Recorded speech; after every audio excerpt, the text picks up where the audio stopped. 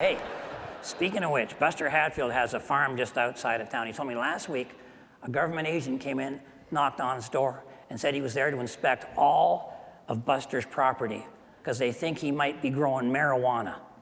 And Buster said, well, if I was, I'd have a nicer tractor. The guy says, well, I'm just giving you fair warning. If you see me out there walking around your fields, that's what I'm doing. Buster says, okay, fine. He says, I'll tell you what. He says, I got a 4-acre piece fenced off behind the barn. Don't go in there. So the guy whips his badge out, opens it up. He says to Buster, can you read that? See what that says? Drug Enforcement Officer. You know what that means? That means I'm sanctioned by the federal government to go wherever I want, whenever I want. Buster says, okay, fine, go. So, of course, that's the first place the guy goes. About 30 seconds later, Buster hears a blood-curdling scream. He looks up, there's a guy running full tilt across the field, being chased by Buster's bull. So Buster yells out, the badge, show him the badge.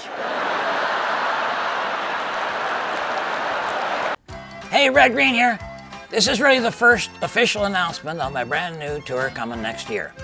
It's called I'm Not Old, I'm Ripe. It's all new stories and jokes and advice and the regular kind of useless yet somehow amusing information you've come to expect from me. I've been doing these tours the last few years and I've really enjoyed it and the audience has too, or at least nobody got badly hurt.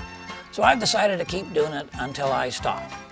Now for this latest tour, we haven't finalized all the details yet, but I'll tell you what I know, and as usual, that won't take long. For the US part, it's going to be starting around the end of March and end up probably the middle of May. The Canadian part starting probably the middle of September and finishing off the end of October. There may be a few exceptions, because of the size of the countries. Like, it might be better not to go to Washington State until we're already in British Columbia, but that's for somebody else to decide. There are really only two things that you need to know. Number one, all of the information will be on redgreen.com and they'll keep updating it as it comes in. And the other piece is that the tickets for some of these places are going to be on sale before Christmas of this year. But again, just keep checking redgreen.com. Everything will be there. I hope to see you on the road in 2016. Until then, keep your stick on the ice.